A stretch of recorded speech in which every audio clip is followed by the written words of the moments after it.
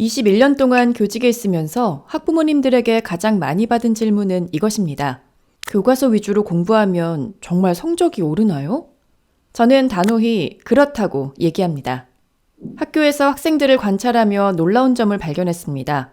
성적이 우수한 아이일수록 교과서를 너덜너덜해질 때까지 읽는다는 것이었습니다.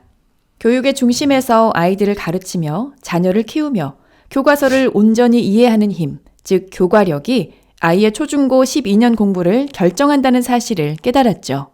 그런데 교과서 공부가 왜 중요할까요? 대한민국 교육체계는 교과서를 중심으로 짜이고 실행된다고 해도 과언이 아닙니다. 교과서 한 권이 어떻게 구성돼 있고 어떤 내용을 전달하려 하는지 파악할 수 있다면 초중고 12년 공부를 독파할 수 있습니다. 시험 문제를 낼 때 선생님들은 교과서가 닳도록 뒤적입니다. 하지만 정작 아이들은 교과서를 읽지 않습니다. 요점 정리된 자습서나 문제집으로만 공부합니다. 그렇게 공부하면 당장 정답을 고르는 것은 잘해도 교과서를 읽고 핵심 내용을 찾아내는 능력은 퇴화합니다. 아이들이 교과력을 키워야 하는 이유입니다. 문제는 대부분의 학생들이 교과서 한쪽도 제대로 이해하지 못한다는 것입니다. 그렇다면 교과력을 어떻게 키워야 할까요? 1. 교과력을 키우기 전에 꼭 필요한 것. 요즘 학교 시험 시간에는 이상한 일이 일어납니다. 문제에 손도 대지 못하고 끙끙거리는 아이들이 가득합니다. 시험 시간 내내 손을 들고 출제한 선생님을 찾습니다. 선생님, 이 단어가 무슨 뜻이에요? 선생님, 이 문제 내용 설명해 주세요. 아이들의 읽기 능력이 떨어지기 때문입니다. 교과력을 높이려면 교과서를 제대로 읽어야 하는데 읽기부터 제대로 되지 않는 거죠.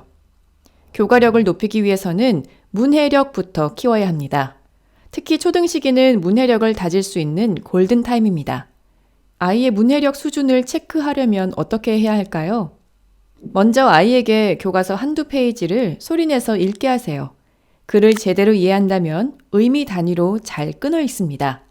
그러나 글을 이해하지 못하면 엉뚱한 곳에서 끊어 읽습니다. 초등학교 저학년의 경우 읽는 행위 자체에 흥미를 느끼는 것이 중요하기 때문에 그림책과 시집을 읽히면 좋습니다. 저학년 아이들은 귀로 듣는 글자를 더 잘 이해합니다. 아이가 소리를 내면서 읽는 것이 좋고 부모님이 책을 읽어주는 것도 좋습니다. 부모님의 낭독을 들으며 아이는 책 속의 그림도 살필 수 있고 어디서 끊어 읽고 어떻게 발음해야 하는지 익힐 수 있습니다. 고학년인데 읽기가 힘든 아이의 경우 재학년의 도서보다 한두 단계 낮은 책 중에서 흥미로울 만한 책을 권하는 것이 좋습니다. 그래도 읽지 않으려고 하면 부모님이 책을 읽어주세요. 제가 자주 쓰는 방법은 재미있는 부분만 남겨두는 것입니다. 그러면 아이가 뒷내용이 궁금해서 책을 읽습니다. 아무리 재미있는 책을 건네도 싫다는 아이들도 있습니다. 그런 아이들에게는 읽기 루틴을 만들어줘야 합니다.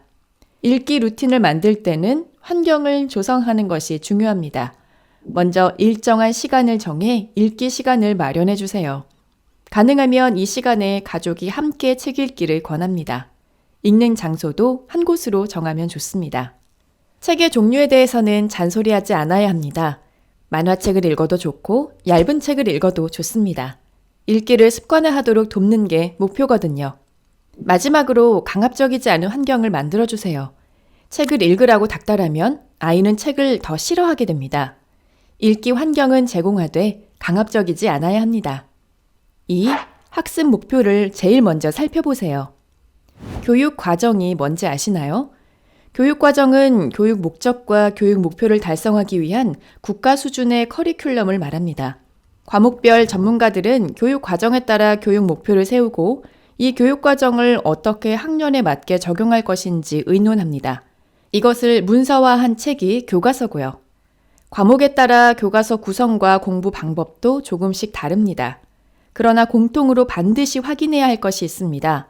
바로 단원별 학습 목표입니다.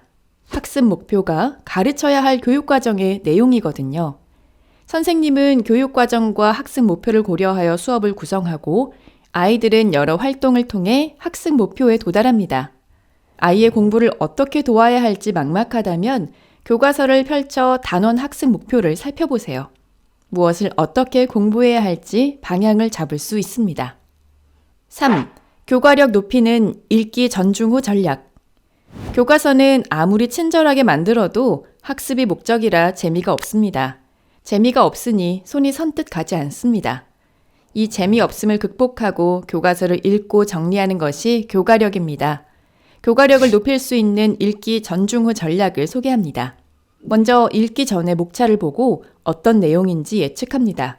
그 다음에는 읽기 중 단계로 넘어가서 글을 읽습니다. 중심 내용을 찾아 자신만의 기준에 따라 동그라미, 세모 등 여러 모양으로 표시합니다. 모르는 단어가 나오면 그 단어 읽기가 끝나고 국어 사전을 찾아 확실히 이해하고 넘어갑니다. 읽은 후에는 내용을 잘 이해했는지 확인하기 위해 요약 정리하여 노트에 써봅니다. 요즘 많이 사용하는 배움 노트를 활용하면 좋습니다.